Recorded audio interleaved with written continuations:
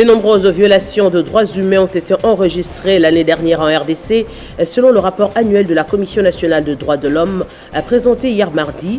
La structure étatique a dénoncé les arrestations arbitraires, les détentions illégales ainsi qu'une justice sélective.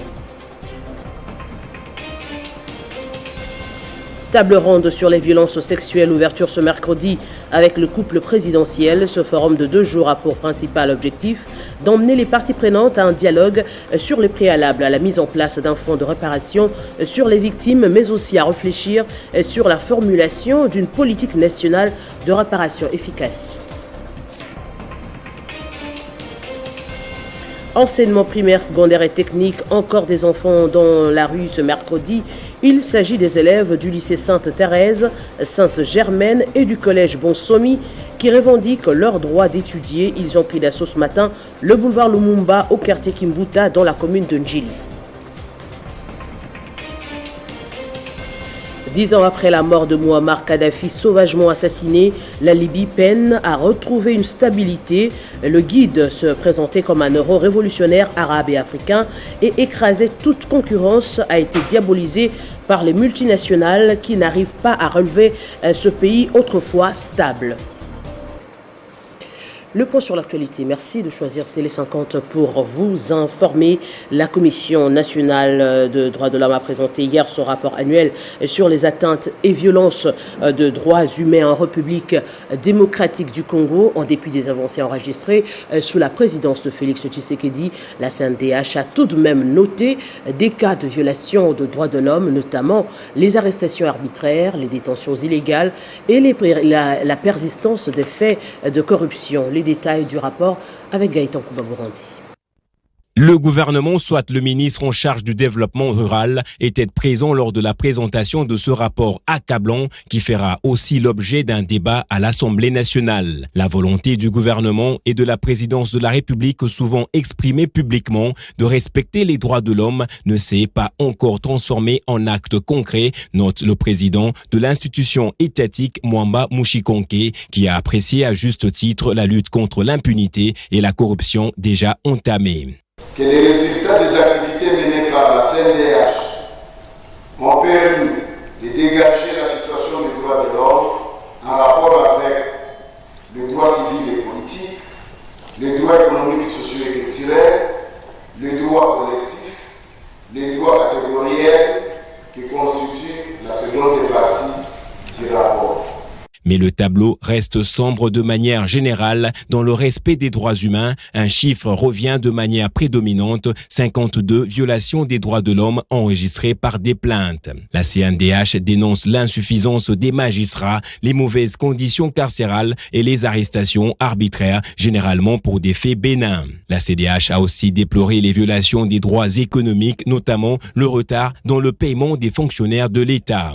Dans ses recommandations, la CNDH a invité le gouvernement à respecter les droits de l'homme avant de faire part aussi de la précarité dans laquelle le président Martin Fayulu a appelé toutes les parties mécontentes de la tournure des événements depuis le week-end dernier. Entendez par là l'entérinement de Denis Kadima sur fond des conflits a formé un bloc contre tout ce qu'il appelle la dictature fasciste, je cite, qui se met en place dans la négation et le mépris total de la souveraineté du peuple congolais. Ce bloc devrait mener des actions de terrain jusqu'à obtenir en 2023 des élections justes et crédibles.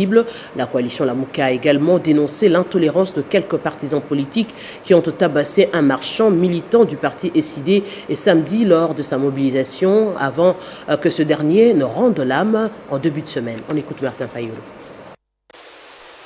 Plutôt que d'entendre raison et suivre la voix du peuple, M. Mbosso a témérairement décidé de défier tout le peuple congolais en faisant entériner de manière cavalière et théâtrale une liste incomplète des membres de la CNI avec à sa tête M. Denis Kadima, un proche de M. Félix Tshisekedi. Ce forcing n'est pas différent des conditions de mise en place de la Cour constitutionnelle Et ce, pour servir l'ambition d'un homme qui veut, à tout prix, se maintenir au pouvoir, soit en poussant à l'organisation de mauvaises élections, soit en les retardant. Un tel affront, dirigé une fois de trop contre le peuple congolais, est simplement inacceptable et mérite une réponse appropriée à la hauteur de la provocation. Ainsi, je lance solennellement un appel à toutes les forces politiques et sociales du pays, réellement acquises au changement, à la constitution d'un grand bloc patriotique contre la dictature fasciste qui se met en place dans la négation et le mépris total de la souveraineté du peuple congolais. Mise en place d'un fonds national de réparation en faveur de victimes des violences sexuelles liées au conflit et autres crimes graves en République démocratique du Congo. Les assises qui se sont ouvertes ce mercredi regroupent des survivants, les organisateurs de la société civile qui luttent contre les violences basées sur le genre, les spécialistes dans la prise en charge holistique des victimes, les organismes internationaux œuvrant dans la lutte contre les violences sexuelles, les agences du système des Nations Unies, les membres des représentations diplomatiques en poste à Kinshasa, les parlementaires et les membres du gouvernement. Eh bien, puisqu'on parle justement de l'actualité, 100 jours après le fonctionnement à la tête de la fonction publique, le comité de gestion dirigé par le directeur général AI, Gabi Loubiba, a présenté son rapport ce mardi auprès du ministre de tutelle Jean-Lucien Boussa Togba. Le comité a été félicité pour avoir accompli un peu de temps, beaucoup d'avancées pour la modernisation de l'outil de travail et l'amélioration des conditions sociales de la population. Nommé le 13 juillet 2021, le comité de gestion de l'OCC, dirigé par le directeur général ad interim, Gabi Loubiba Mampouya, a présenté son rapport de gestion de ces 100 jours ce mardi auprès du ministre des tutelles, ministre du Commerce extérieur, Jean-Lucien Boussa Togba. Après la présentation faite, le bilan de gestion du comité Loubiba a suscité les satisfecits du ministre du Commerce extérieur, Jean-Lucien Boussa Togba. On peut dire que le bilan est très positif. Lorsqu'on aborde la question sur son aspect des ressources humaines, le rapport qui nous est fait, mais c'est la réalité sur le terrain, est que le personnel de l'OCC, qui est la ressource mère, est à l'aise, au sens que toutes les questions relatives au personnel ont été prises en charge. Deuxièmement, la question relative à la mobilisation des recettes, des ressources, pour être plus général. Si ces plans-là aussi, les ressources de l'OCC ont été substantiellement améliorées. Appliquant la politique sociale du chef de l'État qui met l'homme au centre de tout, le directeur général ad interim, Gabi Loubiba Mampouya, a réaffirmé la détermination de travailler davantage pour garantir les meilleures conditions de vie aux agents de l'OCC et la modernisation de l'outil du travail. Et les agents sont payés régulièrement le 25 du mois. On a été désigné le 13, installé le 16, et le 25, on a commencé à payer le 25 juillet. Le 25 août, nous avons payé. Le 25 septembre, on a payé. Et dans 2-3 jours, si vous connaissez vos frères à l'OCC, ils seront payés. Et nous avons aussi assaini les finances. C'est en assainissant les finances que nous arrivons à tous ces résultats. Nous avons payé les arriérés. Vous imaginez, c'est depuis 2007. Arrivé à la tête de la direction générale de l'OCC, le comité Gabi Loubiba a réussi à relever les défis de l'amélioration des conditions des agents. La rénovation et la modernisation de l'outil du travail a été au rendez-vous. Parlons éducation, je le disais en titre, les élèves du lycée Sainte-Thérèse, Sainte-Germaine et du collège Bonsomi revendiquent leur droit d'étudier ce mercredi matin sur le boulevard Lumumba au quartier Kimbuta dans la commune de Njili. Ils réclament la reprise des cours à la normale et selon plusieurs sources, les enseignants exigent l'accomplissement des promesses faites par le gouvernement. Ils réclament l'augmentation de leur salaire graduellement. 3 personnes fusillées en plein état de siège dans la nuit du mardi à mercredi dans le quartier Oro par des bandits armés malgré l'état des sièges. Eh bien, le commandant de la police de la ville de Bunia, Abeli Mwangou, a laissé entendre que des enquêtes sont menées pour dénicher les auteurs de la fusillade. Et puis les députés provinciaux de l'Ituri s'engagent à accompagner l'administration militaire de l'Ituri pour la lutte contre les groupes armés en vue d'établir la paix dans cette partie du pays en cette période de l'état des sièges.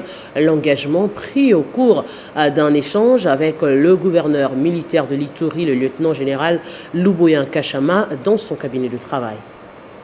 C'est dans une ambiance bon enfant que le gouverneur militaire de l'Ituri s'est entretenu avec les députés provinciaux en veilleuse. Plusieurs questions au menu de leur échange, dont la collaboration entre ces élites du peuple et l'administration militaire, en ce moment où les forces armées sont engagées sur le théâtre des opérations pour imposer la paix. Occasion pour le lieutenant-général Luboyan Kachama Johnny de solliciter l'accompagnement de ces élus du peuple, une demande qui a trouvé un écho favorable. Il faut que nous puissions contribuer. Nous appelons tout un chacun à venir à adhérer dans le processus de la paix, même à ceux qui détiennent les armes. Nous leur avons toujours dit de déposer les armes et d'adhérer dans le processus de la paix. Au sujet des opérations de traque de forces négatives en cette période de l'état de siège, les députés provinciaux de l'Ituri saluent de façon unanime les avancées enregistrées en termes d'amélioration de la situation sécuritaire dans certaines zones, bien qu'il reste encore des choses à faire. Il y a quelque chose qui est fait, mais quelque chose qui doit être fait, c'est pour améliorer la situation. Le travail qui reste maintenant, c'est le programme national de DDRCS. Cerise sur les gâteaux lors de cette entrevue, le gouverneur militaire de l'Ituri, le lieutenant-général Luboyan Kachama Johnny, respectueux de l'ordonnance du chef de l'État décrétant l'état de siège, a promis de tout mettre en œuvre pour continuer à assurer les avantages sociaux des députés provinciaux de l'Ituri en cette période de l'état de siège. Au Nord Kivu, les acteurs de la société civile de la thématique bonne gouvernance se disent satisfaits de la gestion de Goma. Après les malheureux événements de mai dernier, la société civile salue les différentes mesures prises, mais plaide pour l'accélération de l'érection d'une école volcanologique à Goma pour se doter de plus d'experts. La réduction significative des agents. Du fait que les syndicats de ces agents, ils avaient dit qu'il y avait des agents fictifs et pléthore des agents. On a diminué les agents de 351 à 217. On a diminué 134 agents. Alors là, ça nous a permis aussi de savoir, il y a les experts qui suivent de très près et qui ont été formés pour observer le volcan. C'est là où nous avons trouvé des insuffisances. Plus de 150 agents administratifs pour 4 départements. Nous avons dit que, Excellence, Monsieur le ministre, si vous pourriez faire d'autres efforts, ça pourra nous arranger. La simplicité par laquelle le ministre est arrivé répondre aux préoccupations que nous avons soumises au président de la République, ça nous a marqué. L'autre, c'est la collaboration. Il a accepté qu'il y ait une collaboration entre 50 organisations de la société civile de la bonne gouvernance pour veiller sur l'éducation claire que la population de la ville de Goma et ses environs ait des informations suffisantes. C'est parmi les retombées de notre plaidoyer que nous avons appréciées. Et d'ici là, il se tiendra une conférence internationale avec les autres partenaires qui surveillent les volcans dans le monde pour que l'OVG puisse bénéficier de l'expertise du Japon, de l'Italie et d'autres pays qui observent les volcans dans leurs états. Et nous pensons que ça peut aider à ce que nos experts puissent mieux travailler à surveiller les volcans qui est notre voisin gênant et notre où nous avons l'obligation d'éclairer la population à savoir comment ils doivent vivre avec Nyamulagira et le vice-premier ministre, ministre de l'Intérieur, Sécurité, Décentralisation et Affaires coutumières, Daniel Assello, a eu vent à travers différents canaux d'une présomption de détournement et vente des matériels de travail de protection civile gardés dans les entrepôts à la Foire internationale de Kinshasa, a effectué une descente sur le lieu pour s'imprégner personnellement de la situation. Ce matériel est essentiellement composé des extincteurs, et détecteurs des fumées remis au service des protections civiles par le prédécesseur de Daniel Asselot, sans à croire l'actuel patron de la sécurité nationale, comptabilisé et acté sur un procès verbal. Au total, 1720 extincteurs et 6000 détecteurs des fumées ont été livrés. Sur place, le ministre Asselot a fait le tour de l'entrepôt où sont gardés ces outils. Selon les agents de ces services trouvés sur les lieux, seuls 300 sur 1720 extincteurs ont été entreposés au pavillon 7 de la Fikine pour les comptes de la police. Quant aux détecteurs des fumées et le reste des extincteurs, ils ont été entreposés à la direction générale du service de protection civile dans la commune de la Gombe.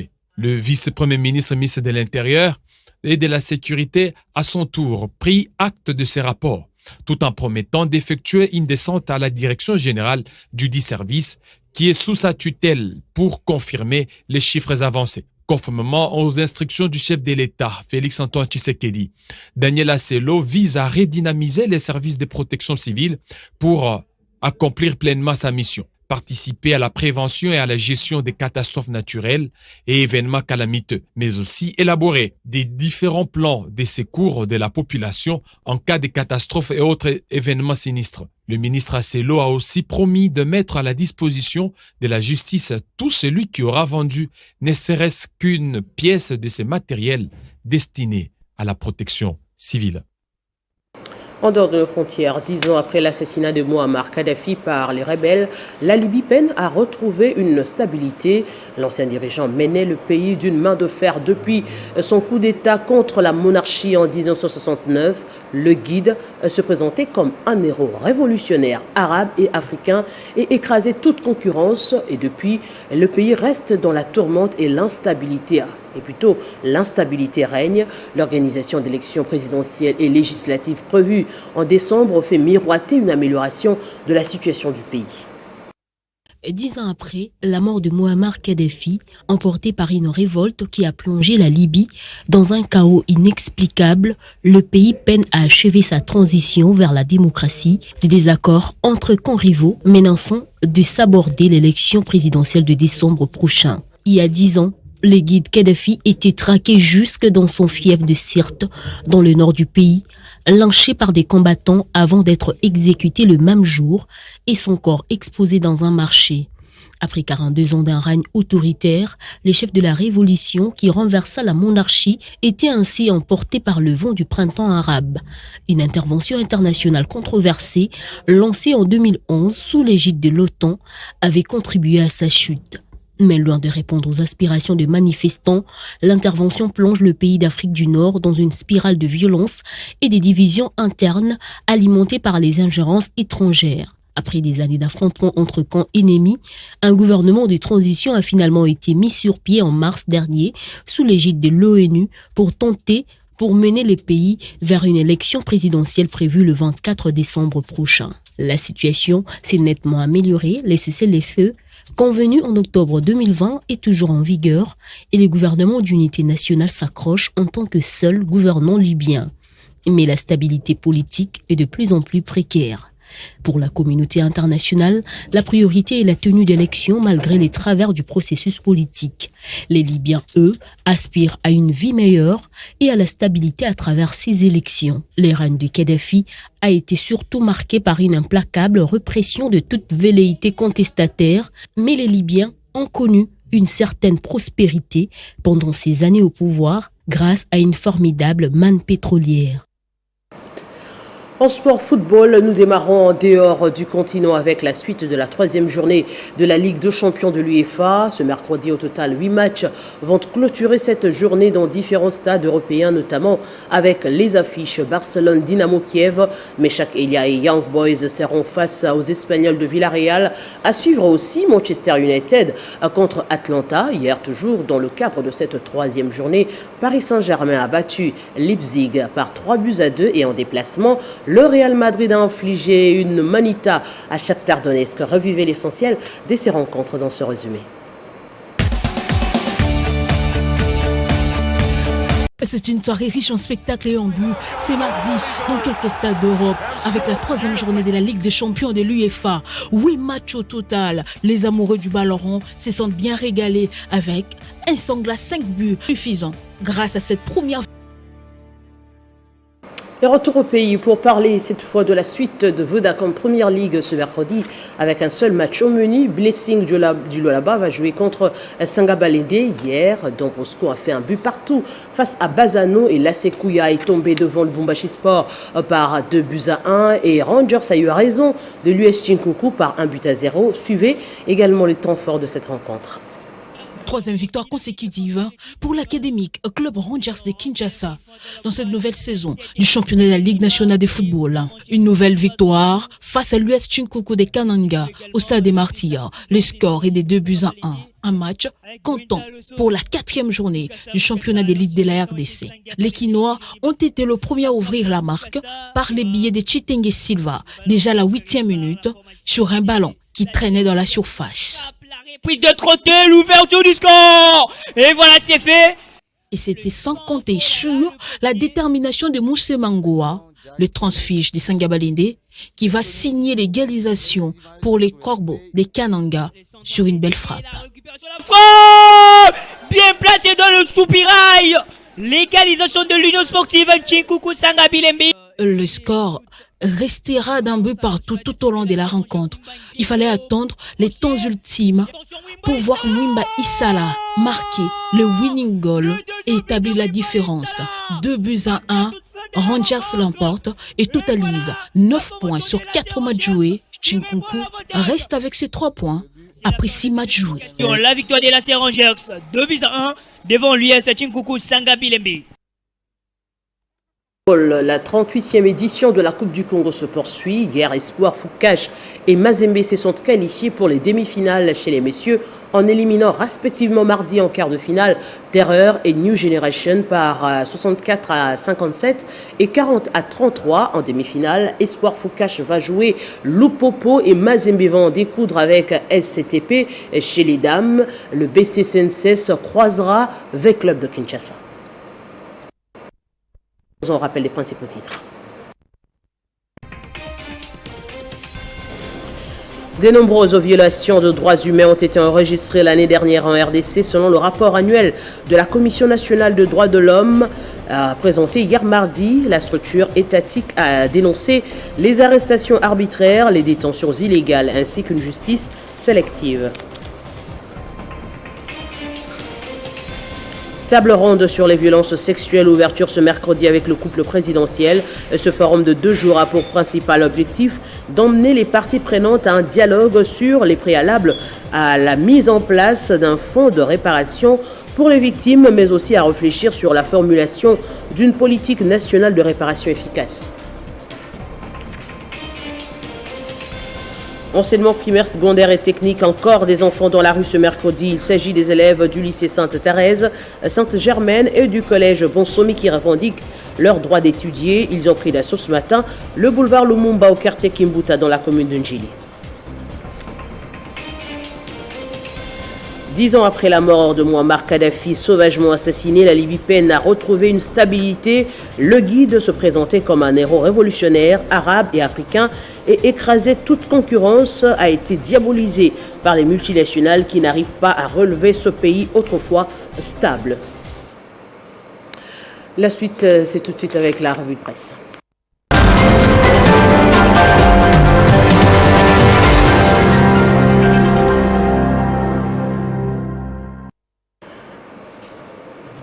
Les titres de ce mercredi dans une sélection et présentation de Christian Kalonji, à qui je dis bonjour et bienvenue. Bonjour Arlette Boutella, bonjour également à tous ceux qui nous suivent de partout dans le monde. Alors, à la une de votre revue de presse ce mercredi, Martin Fayoulou initie un bloc patriotique pour contrer, dit-il, la dictature fasciste. Évidemment, Arlette Boutella, c'est le titre qui fait la une du quotidien Forum des As ce mercredi.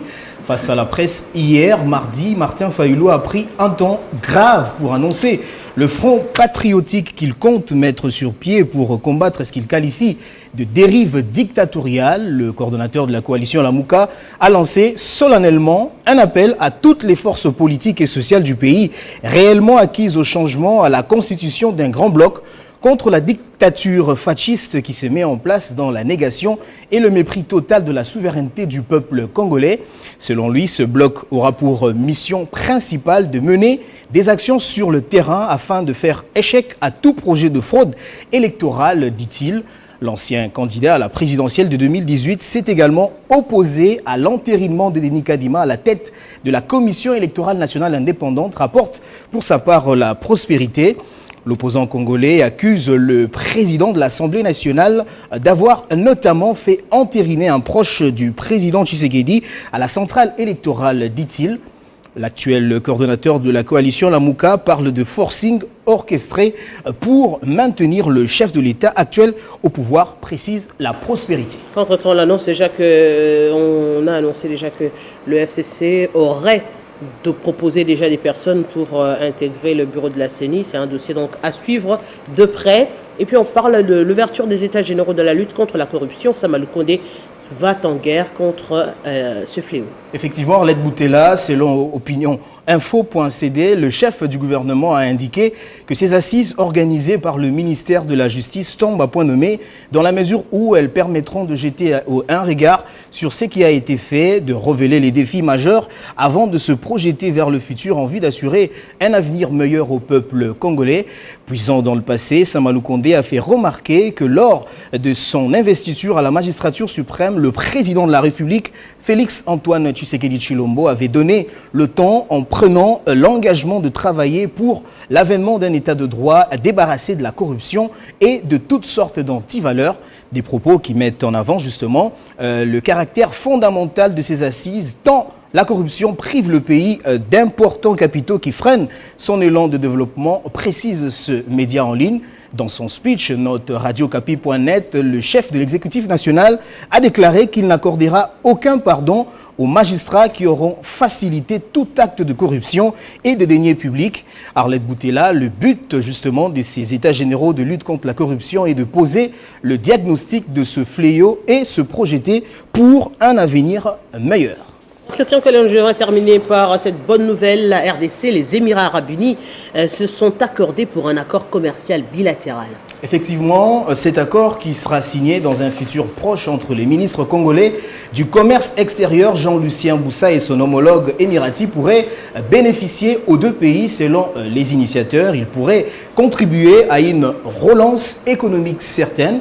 Au cours d'un échange fructueux entre les deux personnalités, le ministre du Commerce extérieur a mis en évidence au nom de la République démocratique du Congo un certain nombre de secteurs vitaux de l'économie. Il s'agit en particulier du secteur agroalimentaire, du textile, de l'automobile, de l'industrie pharmaceutique, des hydrocarbures, du bâtiment et de l'infrastructure ainsi que de l'énergie. Selon Comex Actu, Jean-Lucien Boussa a révélé que ses échanges avec son homologue émirati sur la mise en œuvre de cet accord ont également tourné autour des investissements réciproques des opérateurs économiques de deux pays au regard de la relation qui existe entre l'investissement et le commerce. Christian Kalonji, merci pour cette sélection. Merci beaucoup Arlette Boutella. Ainsi s'achève ce journal de la mi-journée à tous. Merci de l'avoir suivi.